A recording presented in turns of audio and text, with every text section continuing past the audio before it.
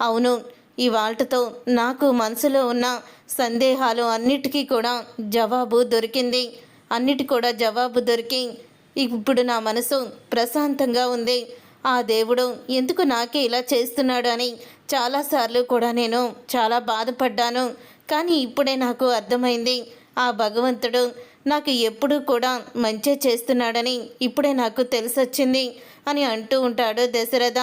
అప్పుడే ఇక శివన్నారాయణ, దేని గురించి మాట్లాడుతున్నావు దశరథ అని అడుగుతూ ఉంటాడు.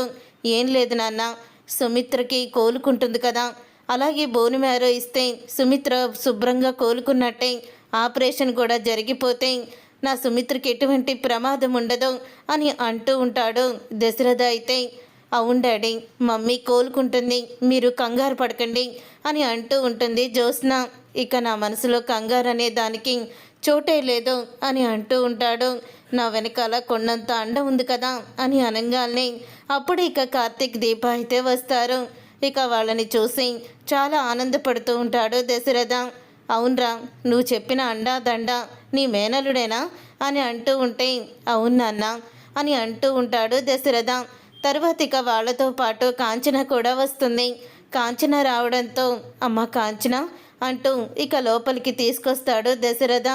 అప్పుడే ఏంటన్నయ్య, నన్ను పొద్దు పొద్దున్నే రమ్మన్నావని కార్తీక్ చెప్పాడు, ఏమైందన్నయ్య అని అడుగుతూ ఉంటే ఏం లేదమ్మా, నిజంగా నాకు అనిపించింది నీకు ఇచ్చిన మాటని నిలబెట్టుకోగలనో లేదో అని నిలబెట్టుకున్నాను అని మనసులో అనుకుంటూ ఉంటాడు.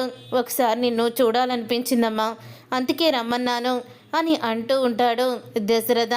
దశరథ అలా అన్న తర్వాత అప్పుడే ఏంటన్నయ్య, వదినికి ఎలా ఉంటుందో అని బెంగ పెట్టుకున్నావా అని అంటూ ఉంటే లేదమ్మా, వదినికి ఎలా ఉంటుందో అని నేను బెంగ పెట్టుకోలేదు.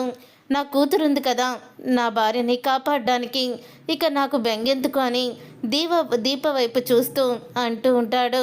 అవునన్నయ్య, జ్యోత్స్న ఉంది కదా, ఇక ఏ భయం లేదు అని అంటూ ఉంటుంది కాంచన. అయితే పిన్ని ఏం చేస్తున్నావో అలా ఉన్నావేంటి అని అడుగుతూ ఉంటే ఇంకెలా ఉండాలి కాంచన, నాకే నేను బాగానే ఉన్నాను కదా అని అంటూ ఉంటుంది పారిజాతం. అవునమ్మా, పిన్నికేంటి, పిన్ని బాగానే ఉంది కదా, పిన్ని అనుకున్నది సాధించే వరకు వదిలిపెట్టదు, కట్టుకున్న భర్త పైన అయినా సరే కన్న బిడ్డలనైనా సరే అని అంటూ ఉంటాడు. ఏంటి దశరథ అలా మాట్లాడుతున్నావు అని అనగానే ఏం లేదు పిన్ని అని చెప్తూ ఉంటాడు దశరథ. తర్వాత ఇక సుమిత్ర అయితే కిందకి వస్తుంది. సుమిత్ర కిందకి వచ్చిన తర్వాత అప్పుడు ఇక కళ్ళు తిరుగుతున్నట్టు అనిపిస్తుందండి అని అంటూ ఉంటే ఇక ఇలా కూర్చోవచ్చి అని అనగానే అమ్మ దీప వెళ్ళి వాటర్ తీసుకురా అని అంటూ ఉంటాడు దశరథ. నేను తీసుకొస్తాను డాడీ అని అంటూ ఉంటుంది జ్యోత్స్న. అవసరం లేదమ్మా, దీప ఉంది కదా, తను చూసుకుంటుందిలే, నువ్వు నుంచో అలాగే మీ గ్రాని పక్కనే నుంచో అని అంటూ ఉంటాడు దశరథ. అప్పుడే ఇంకా దీప వెళ్ళి వాటర్ అయితే తీసుకొస్తుంది. ఇక దీపని చూసి ఎప్పుడొచ్చావు దీప అని అడుగుతూ ఉంటే అత్తయ్య కూడా వచ్చిందమ్మా చూడు అని అంటూ ఉంటుంది దీప. అప్పుడే ఇక పారిజాతం, అమ్మ ఏంటి అమ్మ, నిన్ను ఆ పిలుపు పిలవద్దని చెప్తుంటే అమ్మ అమ్మ అంటావేంటి అని అంటూ ఉంటుంది. పిన్ని, అమ్మ అంటే తప్పేముంది అని అనగానే తప్పున్నారా, తను ఇంటి పని మనిషి అని అనగానే అమ్మ అని పిలిచే తన అర్హత తనకి లేదు. ఈ ఇంటి పని మనుషులు, ఈ ఇంటి ఓనర్లు కూడా అవ్వారు కదా పిన్ని, ఆ స్టేజ్ నుంచే కదా నువ్వు కూడా వచ్చావు. మా అమ్మ చనిపోయిన తర్వాత ఈ ఇంట్లో పని చేస్తున్న నిన్ను మా నాన్న పెళ్లి చేసుకున్నాడు, నువ్వు కూడా ఆ స్థితి నుంచే వచ్చావు కదా, మరి నువ్వు అవమానించుకుంటున్నావా అని అడుగుతూ ఉంటే ఏంటి దశరథ, నా స్థాయిని గుర్తు చేస్తున్నావా ఏంటి అని అడుగుతూ ఉంటే ఎవరి స్థాయి ఎలాంటిదో తొందరలోనే తెలిసొస్తుంది, ఖచ్చితంగా ఎవరు ఎక్కడుండాలో అక్కడే ఉంటారు అని అంటూ ఉంటాడు దశరథ. దశరథ మాటల్లో ఏదో తేడా కనిపిస్తూ ఉంటుంది.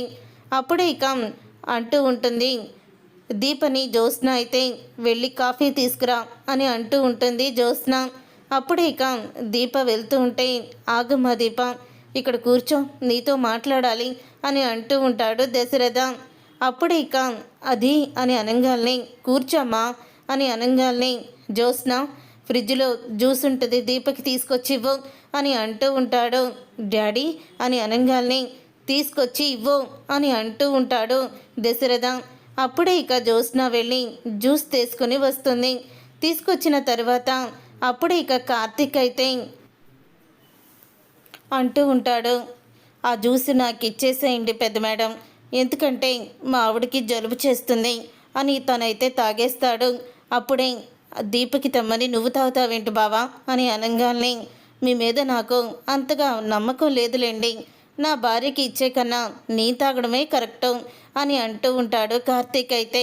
అంటే నీ ఉద్దేశం ఏంటి, దాంట్లో నేనేమన్నా కలుపుతానన్నా అని అనగానే, మీ గురించి మీరు భలే తెలుసుకుంటారు పెద్ద మేడం అని అంటూ ఉంటాడు కార్తీక్. తరువాత ఇక దశరథ అయితే, అమ్మ దీప, నువ్వు ఏ పని చేయాల్సిన అవసరం లేదు, కావాల్సి ఉంటే ఇంకో పని మనిషిని పెడదాము అని అంటూ ఉంటాడు. పని మనిషా, ఇంకెందుకు దశరథ, డబ్బులు వేస్ట్, ఇది ఉందిగా పని మనిషి కింద అని అంటూ ఉంటుంది. పారిజాతం, పిన్ని ఇందాకే కదా నీకేదో చెప్పినట్టున్నాను అని అంటూ ఉంటాడు దశరథ. అప్పుడే ఇక మరి గ్రాని అన్న దాంట్లో తప్పేముంది, వాళ్ళు ఆ పనికి ఒప్పుకునే కదా ఇక్కడికి వచ్చారు అని అంటూ ఉంటే, అన్యాయంగా బెదిరించి అగ్రిమెంట్ మీద సంతకాలు పెట్టించుకొని వాళ్ళిద్దరినీ ఇంటి బానిసలు చేసి రూపాయి జీతం కూడా ఇవ్వకుండా వాళ్ళ చేత చాకరీ చేయించుకుంటున్నాము, మనకి సిగ్గులేదు అని అంటూ ఉంటాడు దశరథ అయితే. నీ మాటలు విని ఆ రోజు మీ తాతయ్య కూడా వీడి మీద కోపంతో సంతకం పెట్టించుకున్నాము అనేసరికి మీ తాత కూడా ఆనందపడిపోయాడు అని అంటూ ఉంటే, అప్పుడు ఇక శివనారాయణ, నువ్వు చెప్పింది కరెక్టేరా, కానీ వీడిని ఎన్నోసార్లు అగ్రిమెంట్ క్యాన్సిల్ చేసుకోమంటే ఎక్కడ చేస్తున్నాడు అని అంటూ ఉంటాడు శివనారాయణ. వాడు ఇక్కడే ఉండాలే నాన్న, అందుకని అగ్రిమెంట్ క్యాన్సిల్ చేసుకోడు అని అంటూ ఉంటాడు దశరథ. దశరథ మాట తీరు అంతా కూడా మారిపోతుంది. ఇక జ్యోత్స్నాకైతే అనుమానం మొదలవుతుంది.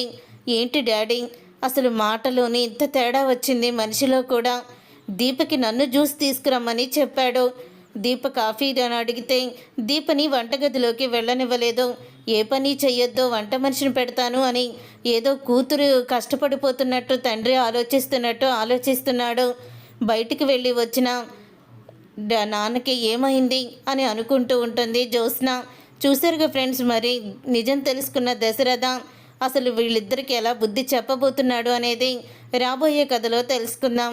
వీడియో మీకు నచ్చితే తప్పకుండా లైక్ చేసి ఛానల్ని సబ్స్క్రైబ్ చేసుకొని పక్కనే ఉన్న గంట సింబల్పై ఆల్